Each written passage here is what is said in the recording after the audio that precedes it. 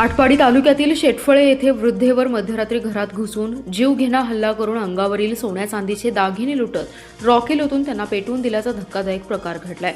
या घटनेत मालन मारुती जाधव या गंभीर जखमी झाल्या असून त्यांच्यावर सांगलीतील शासकीय रुग्णालयात अतिदक्षता विभागात उपचार सुरू आहेत। याबाबत विठ्ठल मारुती जाधव यांनी आटपाडी पोलीस ठाण्यात फिर्याद दाखल केली आहे। विठ्ठल जाधव यांची आई मालन मारुती जाधव या शेटफळे येथे राहत असून 30 जून रोजी रात्री लघुशंकेसाठी उठून परत घरात जात असताना अज्ञात चोरटा त्यांच्या पाठीमागून घरात शिरला। त्याने वृद्धाला धक्का देऊन खाली पाडलं, हात ओढला आणि छातीत लाथ मारून तिच्या अंगावरील सोन्या चांदीचे दागिने जबरदस्तीने काढून घेतले।